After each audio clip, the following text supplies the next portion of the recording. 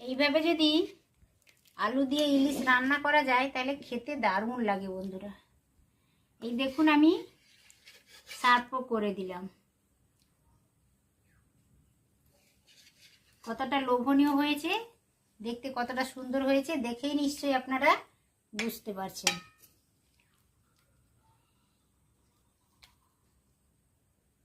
নমস্কার বন্ধুরা, গঙ্গাসাগরের বনেদি রান্না ও পরিবেশ ইউটিউব চ্যানেলে আমার সব দর্শক বন্ধুদের আমি স্বাগত জানালাম। তো আজ আমি এক মাছের রেসিপি নিয়ে হাজির হয়ে গেছি। তো দেখতে পাচ্ছেন আপনারা এই যে 5 পিস আমি ইলিশ মাছ নিয়েছি, একেবারে টাটকা ফ্রেশ ইলিশ মাছটা আমি একটু আগেই কেটে নিয়েছি। আজ আর আমি কাটা দেখালাম না, তো আমার আগের ভিডিওগুলোতে কাটা শর্ট রয়েছে, আমি ডেসক্রিপশান বক্সে সেই লিঙ্কটা দিয়ে দেব। যদি কেউ দেখতে চান তাহলে ওখান থেকেও দেখে নিতে পারেন, কোনো অসুবিধে নেই। তো 5 পিস আমি ইলিশ মাছ নিয়েছি। ইলিশ মাছটা খুব একটা বড় নয় এবং খুব একটা ছোটও নয়, মাঝারি। তো বর্ষাকাল চলে যাচ্ছে, তো ইলিশের সিজনও শেষ হয়ে যাচ্ছে, তাই এখন বন্ধুরা হাতের কাছে পেলে অবশ্য ইলিশ খাওয়ার চেষ্টা করবেন। তো এই 5 পিস ইলিশ আজ আমি অল্প আলু কেটে নিয়েছি। আলু দিয়ে একবার ইলিশ রান্না করে দেখুন। আপনারা সকলেই তো ইলিশ রান্না করতে ভালো পারেন আমার ধারণা, কিন্তু আজ আমি বেগুন দিয়ে করছি না, আজ আমি আলু দিয়ে ইলিশ মাছটা রান্না করব। আলু দিয়ে ইলিশ মাছ রান্না করলেও বেশ ভালো লাগে খেতে। তো 5 পিস ইলিশ মাছ নিয়েছি আর অল্প আমি এই লম্বা লম্বা সাইজ করে আলু কেটে নিয়েছি। আর এই তরকারিটা, ইলিশের তরকারিতে বেশি তেল মশলার কোনো প্রয়োজন নেই। 3টা কাঁচা লঙ্কা চিড়ে নিয়েছি আর একটা বড় সাইজের টমেটোর আধা আমি ছোট ছোট করে কেটে নিয়েছি, একটা বড় সাইজের পেঁয়াজ কেটে নিয়েছি। আর গুঁড়ো মশলা নিয়েছি দেখুন, সব হাফ চামচ করে নিয়েছি। হলুদটা নিয়েছি হাফ চামচেরও কম।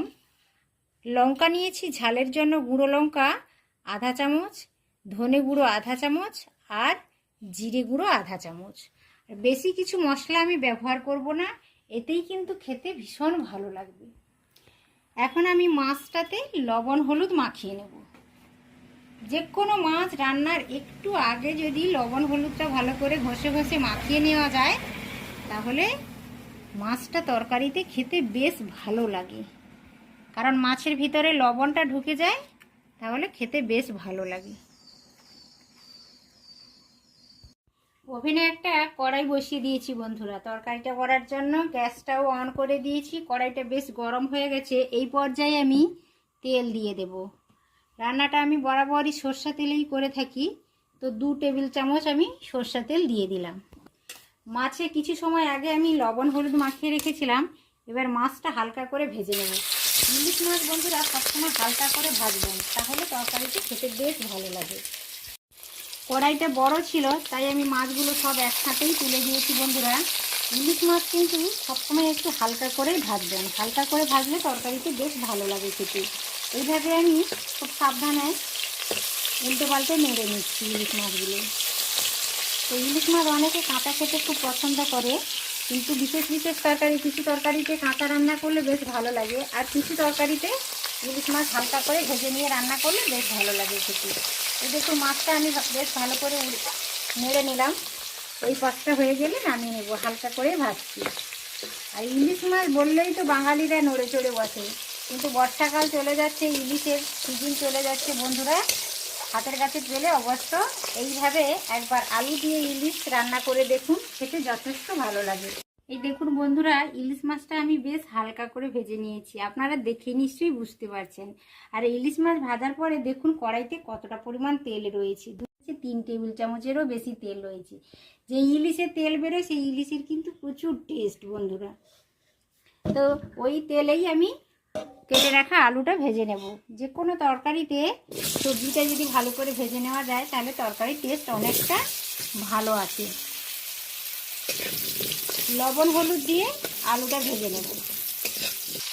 অল্প হলুদ দিয়ে দিলাম, স্বাদ মতো লবণ দিয়ে দিলাম।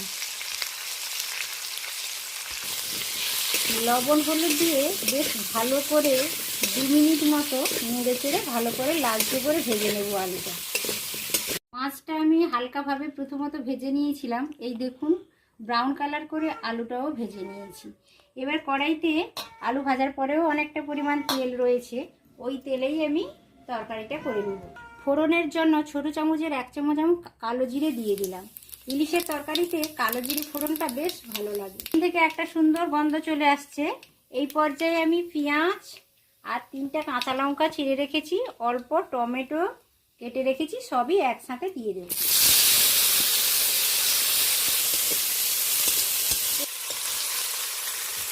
এর পেঁয়াজ কাঁচা লঙ্কা টমেটো বেশ ভাজা ভাজা করে নেব। কাঁচা গন্ধটা চলে যাবে, একটু নেড়ে চেড়ে ভালো করে কষিয়ে নেব। ফোড়নের সাথে কাঁচা লঙ্কা পেঁয়াজ আর টমেটো বেশ ভালো করে 2-3 মিনিট ধরে নেড়ে চেড়ে নিলাম। এই দেখুন বেশ কাঁচা ভাবটা চলে গেছে, বেশ নরম হয়ে গেছে। এই পর্যায়ে আমি অল্প 1 চামচের মতো গরম জল দিয়ে দেব। গুঁড়ো মশলাগুলো দেব, তার আগে অল্প গরম জল ব্যবহার করছি।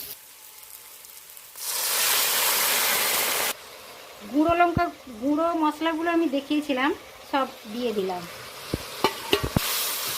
এইটা বেশ ভালো করে আরও 2 মিনিট ধরে ভালো করে তেল ছাড়া পর্যন্ত অপেক্ষা করব। সমস্ত মশলাগুলো একসাথে ভালো করে কষিয়ে নেব।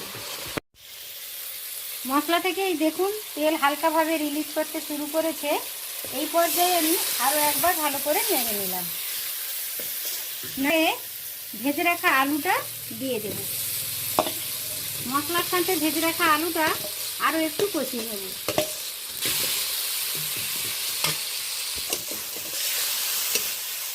হালকাভাবে মশলার সাথে আলুটা একটু নেড়ে নিলাম।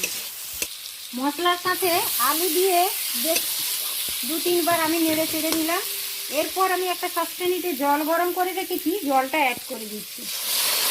বন্ধুরা, যে কোনো তরকারিতে আপনারা চেষ্টা করবেন গরম জলটা ব্যবহার করার।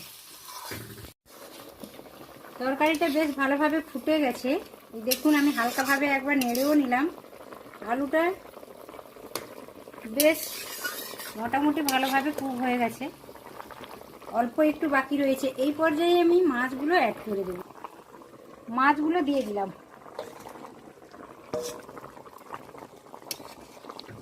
কিছু সময়ের জন্য ফুটবে, তারপরে আসছি। এই দেখুন বন্ধুরা, আলু দিয়ে ইলিশের পাতলা ঝোলটা আমার একেবারে কমপ্লিট হয়ে গেছে। বেগুন দিয়ে নয়, একবার আপনারা এইভাবে আলু দিয়ে রান্না করে দেখুন, খেতে কিন্তু অত্যন্ত সুস্বাদু লাগে। একেবারে রেডি হয়ে গেছে। এই পর্যায়ে আমি এবার নামিয়ে নেব। এইভাবে যদি আলু দিয়ে ইলিশ রান্না করা যায় তাহলে খেতে দারুণ লাগে বন্ধুরা। এই দেখুন আমি সার্ভও করে দিলাম। কতটা লোভনীয় হয়েছে দেখতে, কতটা সুন্দর হয়েছে দেখেই নিশ্চয়ই আপনারা বুঝতে পারছেন।